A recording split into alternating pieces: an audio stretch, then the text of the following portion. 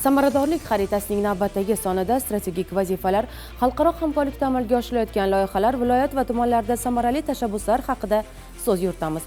Davlat xizmatida boshqaruv samaradorligini oshirish bo'yicha yangi tizim joriy etiladi. O'zbekiston Respublikasi Prezidentining davlat xizmatida boshqaruv samaradorligini yanada oshirish chora-tadbirlari to'g'risidagi farmoni qabul qilindi. Farmon davlat boshqaruvini tubdan yangilash, natijaga asoslangan tizimni joriy etish va inson resurslari bilan ishlashni modernizatsiya qilishni maqsad qiladi. 2026 yil 1-yanvardan boshlab O'zbekiston Respublikasi Prezidenti huzuridagi boshqaruv samaradorligi agentligi muvofiqlashuvi asosida qishloq xo'jaligi, qurilish, oliy ta'lim, fan va innovatsiyalar vazirliklari, Namangan va Surxondaryo viloyatlari hamda yangi O'zbekiston qiyofasidagi 33 tuman va shaharlarda natijaga asoslangan boshqaruv tizimi sinov tariqasida yo'lga qo'yiladi. Davlat boshqaruvida vazifa, funksiya, resurs javobgarlik zanjiri orqali samaradorlik oshiriladi. Farmonga ko'ra, korrupsiyaga barqarorlik diagnostikasi yangi tartibda amalga oshiriladi. 2026 yildan mas'ul bo'linmalar rahbarlari va inspektorlar, 2027 yildan esa boshqa davlat organlarida xavf darajasi yuqori lavozimlar tekshiriladi. Natijasi past bo'lgan xodimlar majburiy tarzda boshqa lavozimga rotatsiya qilinadi. Kadrlar siyosati to'la raqamlashtiriladi. 2026 yil 1-martdan barcha bo'sh ish o'rinlari vacancy.gov.uz platformasida e'lon qilinadi. Fuqarolar ish qidiruvchi sifatida ro'yxatdan o'tib, testni onlayn yoki maxsus xonalarda topshirishlari mumkin. Test natijalari 1 yil amal qiladi. Kadrlar zaxirasining yangi modeli joriy etiladi. Milliy va salohiyatli kadrlar zaxirasi elektron platforma orqali shakllantiriladi. Nomzodlarning rivojlanish rejalari zaxira.bsa.uz orqali monitoring qilinadi.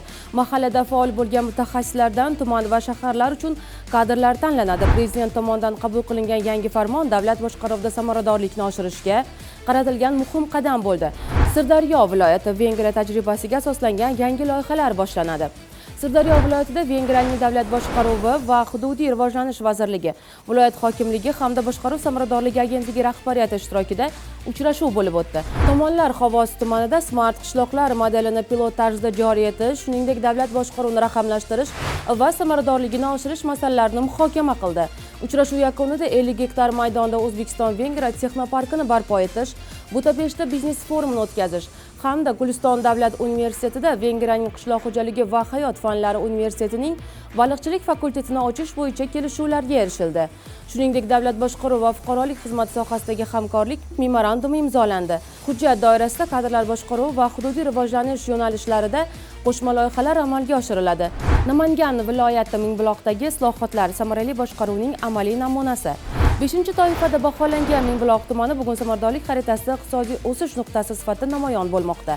Mingbuloq tumanida kambag'allikni qisqartirish, aholi bandligini oshirish maqsadida zakon zovurlarida baliq va o'rdak boqish, bir mahalla bir mahsulot asosida yashikchilikni rivojlantirish hamda sanoat servis ko'chatlarini barpo etish ishlari amalga oshirildi. Bu orqali yillik yuzlab milliard so'mlik mahsulot yetishtirilib, minglab ish o'rinlari yaratilmoqda. Investitsiya va sanoat salohiyati ham keskin oshdi. 2016 yilgacha faqat bir korxona faoliyat yuritgan tumanda bugun 1,5 trillion so'mlik 613 ta mahalliy loyiha va 210 million dollarlik xorijiy investitsiyalar amalga oshirildi.